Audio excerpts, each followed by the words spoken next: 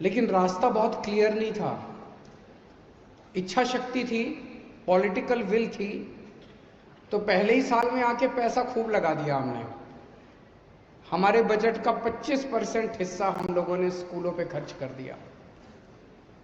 वो तो सबसे आसान काम था, 25% बजट खर्च कर दिया। लेकिन उस वक्त जब हमारी सरकार बनी थी, सरकारी स्कूलों में टीचर्स के बारे में इतनी गलत धारणा पूरे समाज के अंदर फैलाई गई हुई थी।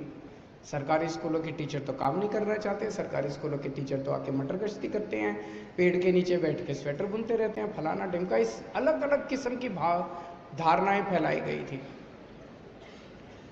यही 60,000 टीचर्स हैं, 60,000 टीचर्स हमारे दिल्ली सरकार के स्कूलों के, जिन्होंने आज 7 साल के अंदर देश के अंदर क्रांति करके दिखा दी। इन्हीं सरकारी स्कूल के टीचर्स।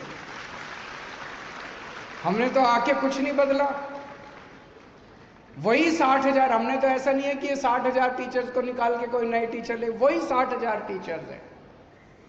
क्या किया हमने? हमने टीचर्स को सम्मान देना चालू किया, उन लोगों को इज्जत देनी चालू की, उन लोगों को महसूस होने लगा कि अब कोई सरकार आई है जो वाकई शिक्षा पे कुछ करना चाहती है। नहीं तो ऐसे होता था कि सरकारी स्कूल तो एकदम किसी भी सरकार की लास्ट प्रायोरिटी में होते थे, लास्ट प्रायोरिटी होती थी किसी भी सरकार की।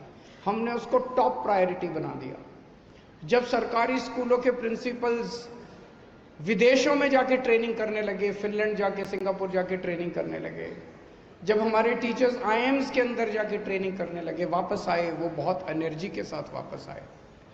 जब स्कूलों का इंफ्रास्ट्रक्चर चेंज होने लगा तो वही टीचर्स ने कमाल करके दिखा दिया। और टीचर और स्टूडेंट का रिश्ता बिल्कुल अलग किस्म का होता है। अभी इस साल हमारे दिल्ली सरकार के स्कूलों से लगभग 1300 बच्चे ऐसे हैं जिन्होंने नीट के और जेई के एग्जाम क्लियर किए हैं। उन 1300 बच्चों के साथ एक दिन मैंने इंटरेक्शन रखा। वो 1300 बच्चे भी आए, उनके पेरेंट्स भी आए, उनके टीचर्स भी आए और उनके स्कूलों के प्रिंसिपल भी आए।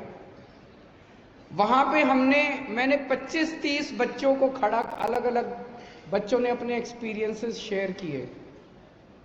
आप यकीन नहीं मानेंगे, हमने उनसे पूछा बच्चों से कि भाई आपने कैसे क्लियर कर लिया नीट, आपने जेई कैसे क्लियर किया, क्या फैक्ट।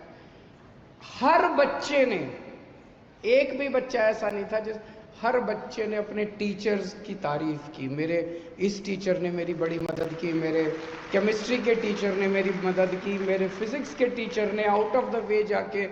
कुछ बच्चों ने तो यहां तक कहा, आंखों में आंसू आ गए।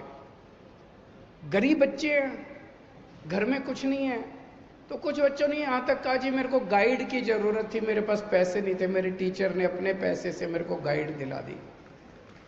ऐसे भी टीचर्स हैं।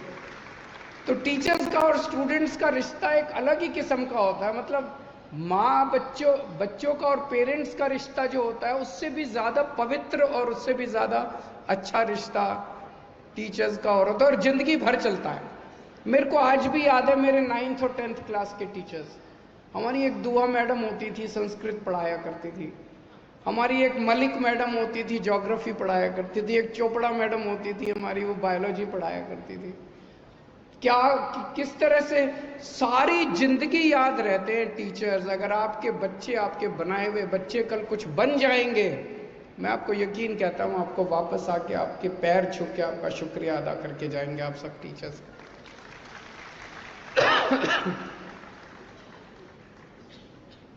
समाज वही आगे बढ़ता है जिसमें सबसे ज्यादा रुतबा, सबसे ज्यादा इज्जत टीचर्स को दी जाती है।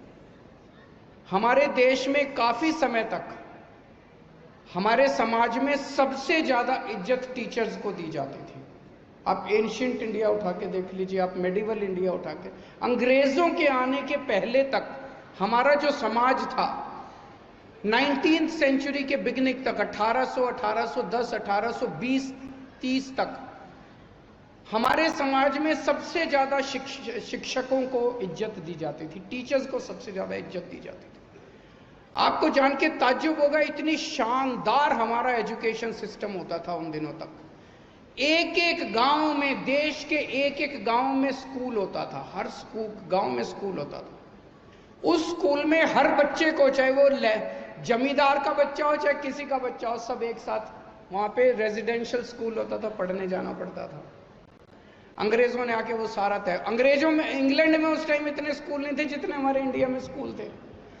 और टीचर्स को गांव के अंदर सबसे ज्यादा इज्जत टीचर को मिलती थी, अध्यापक को मिलती थी सबसे ज्यादा। अंग्रेजों ने, मैकॉले ने आके 1830s के अंदर पूरा सिस्टम उन्होंने तहस नहस कर दिया। हमारा तो वो देश है जहां नालंदा विश्वविद्यालय होता था। पूरी दुनिया से और खासकर पूरे एशिया से बच्चे पढ़ने के लिए नालंदा विश्वविद्यालय, दुनिया का टॉप की यूनिवर्सिटी होती थी नालंदा विश्वविद्यालय। लेकिन आज हमारे देश के अंदर एजुकेशन सिस्टम कितना तहस नहस हो गया।